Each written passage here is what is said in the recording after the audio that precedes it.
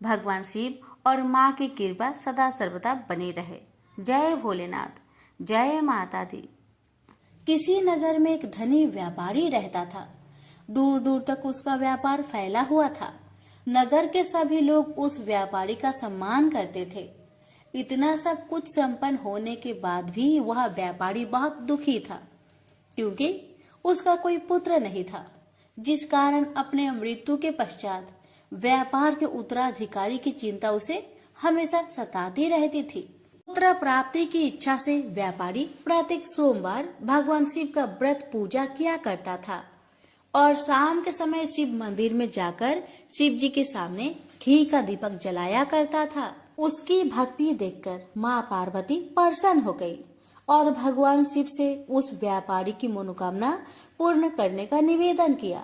भगवान शिव बोले, इस संसार में सबको उसके कर्म के अनुसार फल की प्राप्ति होती है। जो प्राणी जैसा कर्म करते हैं उन्हें वैसा ही फल प्राप्त होता है।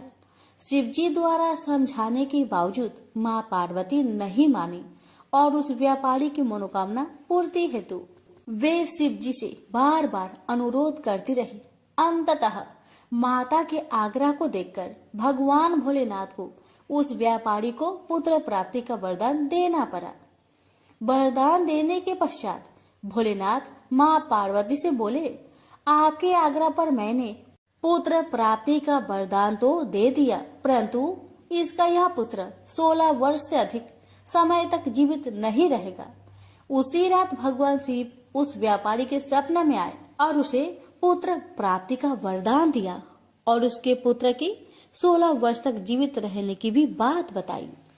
भगवान के वरदान से व्यापारी को खुशी तो हुई, लेकिन पुत्र की अल्पायु की चिंता ने उस खुशी को नष्ट कर दिया। व्यापारी पहले की तरह सोमवार के दिन भगवान शिव का विधिवत व्रत करता रहा। कुछ महीनों के बाद उसके घर एक अति सुंदर बालक ने जन्म लिया और घर में खुशियां ही खुशियां भर गई। बहुत धूमधाम से पुत्र जन्म का समारोह मनाया गया, परंतु व्यापारी को पुत्र जन्म की अधिक खुशी नहीं हुई, क्योंकि उसे पुत्र की अल्प आयु के रहस्य का पता था। जब पुत्र 12 वर्ष का हुआ तो व्यापारी ने उसे उसके मामा के साथ पढ़ने के लिए बनारसी भेज दिया। लड़का अपने मामा के साथ शिक्षा प्राप्त हेतु चल दिया। रास्ते में जहाँ भी मामा भांजे विश्राम हेतु रुकते, वहीं यज्ञ करते और ब्राह्मणों को भोजन कराते। लंबी यात्रा के बाद मामा भांजे एक नगर में पहुँचे। उस दिन नगर के राजा की कन्या का विवाह था, जिस कारण पूरे नगर को सजाया गया था। निश्चित समय पर बारात आ गई, लेकिन वर का पिता अपने बेटे के एक आंख से काने होने के कारण बहुत चिंतित था। उसे भय था कि इस बात का पता चलने पर कहीं राजा विवाह से इनकार न कर दे, इससे उसकी बदनामी भी होगी। जब वर के पिता ने व्यापारी के पुत्र को देखा तो उसके मस्तिष्क में एक विचार आया। उसने सोचा, क्यों ना इस लड़के को दुल्हा बनाकर राजकुमारी से विवाह करा दूं। विवाह के बाद इसको धन देकर विदा कर दूंगा और राजकुमारी को अपने नगर ले जाऊंगा। वर के पिता ने लड़के के मामा से इस संबंध में बात की। मामा ने धन मिलने की लालच में वर के पिता की बात को स्वीकार कर ली। लड़के को दूल्हे का वस्त्र पहनाकर राजकुमारी से विवाह कर दिया गया। राजा ने बहुत सारा धन देकर राजकुमारी को विदा किया। शादी के बाद लड़का जब राजकुमारी के साथ लौट रहा था तो वह सच नहीं छिपा सका और उसने राजकुमारी की ओढ़नी पर लिख दिया, राजकुमारी, तुम्हारा विवाह मेरे साथ हुआ था। मैं तो बनारसी पढ़ने के लिए जा रहा हूँ और अब तुम्हें जिस नवयुवक की पत्नी बनना पड़ेगा वह कान्हा है। जब राजकुमारी ने अपनी ओढ़नी पर लिखा हुआ पढ़ा तो उसने कान्हे लड़के के साथ जाने से इनकार कर दिया। राजा को जब ये सब बातें पता लगी तो उसने राजकुमारी को महल में ही रख लिया। उधर लड़का अपने मामा के साथ बनारसी पहुंच गया और गुरुकुल में पढ़ना शुरू कर दिया। जब उसकी आयु 16 वर्ष की हुई तो उसने यज्ञ किया। यज्ञ की समाप्ति पर ब्राह्मणों को भोजन करवाया और खूब अन्य वस्त्र दान किए। रात को वह अपने शयन कक्ष में सो गया। शिव के वरदान के अनुसार शयन अवस्था में ही उसके प्राण पेखरू उड़ गए। सूर्योदय पर मामा मृत भांजे को देखकर रोने पिटने लगा। आसपास के लोग भी एकत्र होकर दुख प्रकट करने लगे। लड़के के मामा के रोने विलाप करने के स्वर समीप से गुजरते हुए भगवान शिव और माता पार्वती ने भी सुने। माता पार्वती ने भगवान से कहा, प्राणनाथ, मुझे इसके रोने का स्वर सहन नहीं हो रहे, आप इस व्यक्ति के कष्ट को अवश्य दूर करें। भगवान शिव ने माता पार्वती के साथ अदृश्य रूप में समीप जाकर देखा तो भोलेनाथ माता पार्वती से बोले, यह तो उसी व्यापारी का पुत्र है जिसे मैंने 16 वर्ष की आयु का वरदान दिया था। इसकी आयु पूरी हो गई है। माँ पार्वती ने फिर भगवान शिव से निवेदन कर उस बालक को जीवन देने का आग्रह किया। माता पार्वती के आग्रह पर भगवान शिव ने उस लड़के को जीवित होने का वरदान दिया और कुछ ही पल में वह जीवित होकर उठ बैठा। शिक्षा समाप्त करके लड़का मामा के साथ अपने नगर की ओर चल दिया। दोनों चलते हुए उसी नगर में पहुंचे जहां उसका विवाह हुआ था। उस नगर में भी यज्ञ का आयोजन किया। समीप से गुजरते हुए नगर के राजा ने यज्ञ का आयोजन देखा और उसने तुरंत ही लड़के और उसके मामा को पहचान लिया। यज्ञ के समाप्त होने पर राजा मामा और लड़के को महल में ले गया और कुछ दिन उन्हें महल में रखकर बहुत सा धन वस्त्र आदि देकर राजकुमारी के साथ विदा कर दिया। इधर भूखे प्यासे रहकर व्यापारी और उसकी पत्नी बेटे की प्रतीक्षा कर रहे थे। उन्होंने प्रतिज्ञा कर रखी थी कि यदि उन्हें अपने बेटे की मृत्यु का समाचार मिला तो दोनों अपने प्राण त्याग देंगे। परंतु जैसे ही उसने बेटे के जीवित वापस लौटने का समाचार सुना तो वह बहुत परेशान हुआ। वह अपनी पत्नी और मित्रों के साथ नगर के द्वार पर पहुंचा। अपने बेटे के विवाह का समाचार सुनकर पुत्र वधू राजकुमारी को देखकर उसकी खुशी का ठिकाना न रहा। उसी रात भगवान शिव ने व्यापारी को सपने में आकर कहा, हे श्रेष्ठी, मैंने तेरे सोमवार व्रत करने और व्रत कथा सुनने से प्रसन्न होकर तेरे पुत्र को लंबी आयु प्रदान की है। पुत्र की लंबी आयु जानकर व्यापारी बहुत प्रसन्न हुआ। शिव भक्त होने तथा सोमवार का व्रत करने से व्यापारी की सभी मनोकामनाएं पूर्ण हुई। इसी प्रकार जो भक्त सोमवार का विधिवत व्रत करते हैं और व्रत कथा सुनते हैं, उनकी सभी इच्छाएं पूरी होती है। उनसे बोलिए, उमापति शंकर भगवान की जय। एक समय की बात है, जब राम जी का वनवास खत्म होने के बाद राज सिंहासन पर बैठते समय माता पार्वती और भोलेनाथ घूम रहे थे तो भोलेनाथ ने देखा कि राम जी के दादाजी का श्राद्ध का भंडारा हो रहा है। राम जी के घर में तो भोलेनाथ ने सोचा, चलो मैं भी हूँ और राम जी का दर्शन भी कर लूंगा।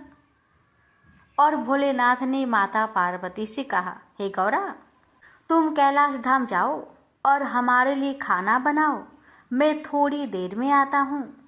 तो माता जी ने भोलेनाथ की बात मानकर कैलाश धाम को चले गए और भोलेनाथ पहुंचे राम जी के घर और ब्राह्मण के साथ पंगत में बैठ गए और खाने लगे।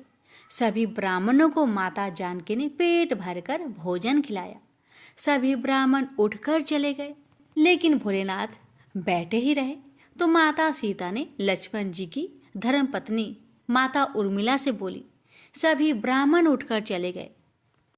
तब माता उर्मिला बोली, सभी ब्राह्मण तो चले गए, बस एक ही बैठे हैं। तो माता जानकी जी बोली, अच्छा कोई बात नहीं, थोड़ा भूखा होगा, खिला दो।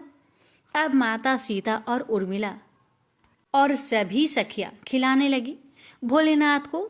भगवान भोलेनाथ तो खाते गए। माता जानकी की रसोई का सारा सामान खत्म हो गया, लेकिन भोलेनाथ उठे नहीं। तो माता सीता जल लेकर भोलेनाथ जी के पास गई और बोली, बाबा पानी पी लो। तो भोलेनाथ बोले कि आधा पेट भर जाएगा तो मैं पानी पी लूंगा। अब तो माता सीता सोचने लगी, लो अभी तक तो इनका आधा पेट भी नहीं भरा है। अब माता जानकी ने फिर से सामान मंगवाकर भोजन बनाया और खिलाया, लेकिन भोलेनाथ रुकने का नाम नहीं ले रहे थे। इतनी देर में माता कैकेयी आ गई और बोली, क्या हुआ बेटी, तुम लोग परेशान लग रही हो। तो जानकी जी बोली, माता सभी ब्राह्मण उठकर चले गए, बस यही एक ब्राह्मण बचे हुए हैं, अब क्या करूं। तो माता की कई ने फिर से सामान मंगवाया। इतने में भोलेनाथ ने आवाज लगाई, लेते आओ माता, जोर की भूख लगी है। तो माता जानकी जी बोली, बाबा अभी तो आटा साने हैं, थोड़ा पूरी पका लेने दो, फिर लेकर आते हैं। तब भोलेनाथ बोले, आटा ही लेते आओ। अब तो भोलेनाथ ने सब आटा, दाल, चावल सभी सामग्री को रसोई घर में जाने से पहले ही बोरी को ही खत्म कर देते थे। माता सीता हार कर दौड़ी दौड़ी राम जी के पास गई। तो राम जी बोले, क्या हुआ जानकी, इतने परेशान क्यों हो। तो माता सीता बोली, सभी ब्राह्मण उठकर चले गए, लेकिन एक ब्राह्मण बैठे रह गए, जो सब भंडार को ही खाली कर दिए। राशन मंगवा कर लाए तो रसोई में जाने से पहले ही बोरी को खत्म कर देते हैं। तो राम जी बोले, चलो मैं भी देखता हूँ कि कौन है। राम जी गए तो देखते ही पहचान गए कि ये तो मेरी भोलेनाथ है। राम जी ने मन ही मन भोलेनाथ जी को प्रणाम किया और बोले, जानकी इनको कोई खिला नहीं सकता, इनको तो बस अन्नपूर्णा ही खिला सकती है। और राम जी ने मन ही मन माता पार्वती को बुलाया। माता जी प्रकट होकर बोली, क्या हुआ राम, आपने मुझे याद किया। तो राम जी बोले, माता ये बाबा तो उठने का नाम ही नहीं ले रहे हैं, जरा देखिए तो माता। तो माता पार्वती ने कहा, इन्होंने तो कहा था कि पार्वती तुम कैलाश पर खाना बनाओ, दोनों साथ में खाएंगे, और स्वामी यहाँ खा रहे हैं। तो माता पार्वती जी ने अपने हाथों से लड्डू बनाए और एक लड्डू भोलेनाथ जी के थाली में रख दिया। भोलेनाथ खाने लगे। अब तो भोलेनाथ खाते गए, लेकिन लड्डू खत्म नहीं हो रहा था। और ये तो जाना पहचाना लड्डू लग रहा है। भोलेनाथ ने अभी तक माता सीता के मुख पर नजर नहीं डाले थे। इस बार नजर उठाया तो देखा सामने माथे पर लाल बिंदी लगाई अन्नपूर्णा पार्वती खड़ी है। माता बोली, और कितने रख दो। भोलेनाथ बोले, बस हो गया। भोलेनाथ उठ गए। राम सीता ने भोलेनाथ और माता पार्वती जी की बहुत ही स्वागत किया। तो भोलेनाथ प्रसन्न होकर माता जानकी जी को बोले, अखंड सौभाग्यवती होने का वरदान दिया और अंतर्ध्यान हो गए। प्रेम से बोलिए, जय भोलेनाथ, जय माता अन्नपूर्णा की। प्रेम से बोलिए, सीताराम की जय। पौराणिक कथा के अनुसार एक समय की बात है कि भगवान विष्णु का विवाह माता लक्ष्मी जी के साथ निश्चित हुआ। विवाह की सभी तैयारी होने लगी। सभी देवी देवताओं को निमंत्रण भेजे गए, लेकिन भूलवश गणेश जी को निमंत्रण देना रह गया था। इधर भगवान विष्णु की बारात जाने का समय आ चुका था। सभी देवता अपनी पत्नियों के साथ विवाह समारोह में शामिल होने को आए, परंतु सभी देवी देवताओं ने देखा कि गणेश जी कहीं दिखाई नहीं दे रहे हैं। तब उन सभी ने आपस में चर्चा की, क्या गणेश जी को नहीं न्योता दिया गया या गणेश जी ही नहीं आए हैं। सभी को इस बात पर बहुत आश्चर्य हुआ। इस बात पर उन सभी ने विष्णु भगवान से ही इसका कारण पूछा। विष्णु भगवान से पूछने पर उन्होंने कहा कि हमने गणेश जी के पिता भोलेनाथ, महादेव और माता पार्वती को न्योता भेजा था। यदि गणेश जी अपने पिता के साथ आना चाहते तो आ जाते, अलग से उन्हें न्योता देने की कोई आवश्यकता भी नहीं थी। दूसरी बात यह है, उनको खाने में 1.25 मन मूंग, 1.25 मन चावल, 1.25 मन घी और 1.25 मन लड्डू का भोजन चाहिए।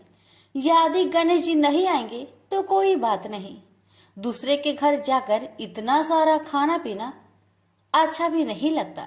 इतना वार्ता कर ही रहे थे कि किसी एक ने सुझाव दिया, यदि गणेश जी आते तो उनको द्वारपाल बनाकर बैठा सकते थे कि आप घर की याद रखना। आप तो चूहे पर बैठकर धीरे धीरे चलोगे तो बारात में बहुत पीछे रह जाओगे। यह सुझाव सबको पसंद आ गया। तो फिर विष्णु भगवान ने भी अपनी सहमति दे दी। तब गणेश जी को निमंत्रण देकर आमंत्रित किया और उनको समझा बुझाकर घर की रखवाली करने को बैठा दिया गया। बारात चल दी। तब नारद जी ने देखा कि गणेश जी तो दरवाजे पर ही बैठे हुए हैं। तो वे गणेश जी के पास गए और रुकने का कारण पूछा। गणेश जी कहने लगे कि विष्णु भगवान ने मेरा बहुत अपमान किया है। नारद जी ने कहा कि आप अपनी मूषक सेना आगे भेज दो तो वह रास्ता खोद देगी, जिससे उनके वाहन धरती में धंस जाएंगे। तब आपको सम्मान पूर्वक बुलाना पड़ेगा। अब तो गणेश जी ने अपनी मूषक सेना को आदेश दिया, जाओ, और सेना ने जमीन पोली कर दी। जब बारात वहां से निकली तो रथों के पहिए धरती में धंसने लगी। लाख कोशिश की परंतु पहिए नहीं निकले। सभी ने अपने अपने उपाय किए परंतु पहिए तो नहीं निकले, बल्कि जगह जगह से टूटने लगे। किसी को समझ में नहीं आ रहा था कि अब क्या किया जाए। तब तो नारद जी ने आकर कहा, आप लोगों ने गणेश जी का अपमान किया, जिस कारण यह विघ्न आ रहे हैं। यदि उन्हें मनाकर लाया जाए तो आपका कार्य सिद्ध हो सकता है और यह संकट टल सकता है। शंकर भगवान ने अपने दूत नंदी को भेजा और वे गणेश जी को लेकर आए। गणेश जी का आदर सम्मान के साथ पूजन किया गया। फिर रथ के पहिए निकलने लगे और यह संकट टल गया। अब रथ के पहिए निकल तो गए परंतु वे टूट फूट गए थे, तो उन्हें सुधारे कौन। पास के खेत में एक खाती काम कर रहा था। उसे बुलाया गया। खाती अपना कार्य करने से पहले श्री गणेशाय नमः कहकर गणेश जी की वंदना मन ही मन करने लगा। देखते ही देखते खाती ने सभी पहियों को ठीक कर दिया। तब खाती कहने लगा कि हे देवताओं, आपने सर्वप्रथम गणेश जी को नहीं मनाया होगा और न ही उनकी पूजन की होगी, इसलिए तो आपके साथ यह संकट आया है। मैं तो मूर्ख अज्ञानी हूँ, फिर भी पहले गणेश जी को पूजते हैं, उनका ध्यान करते हैं। आप लोग तो देवगण हैं, फिर भी आप गणेश जी को कैसे भूल गए। अब आप लोग भगवान श्री गणेश जी की जय बोलकर जाए तो आपके सब काम बन जाएंगे और कोई संकट भी नहीं आएगा। ऐसा कहते हुए बारात वहां से चल दी और विष्णु भगवान का लक्ष्मी जी के साथ विवाह संपन्न करा के सभी सकुशल घर लौट आए। हे गणेश जी महाराज, आपने विष्णु को जैसा कार्य सरियो ऐसा कार्य सबको सिद्ध करिजो। बोलिए गजानन भगवान की जय।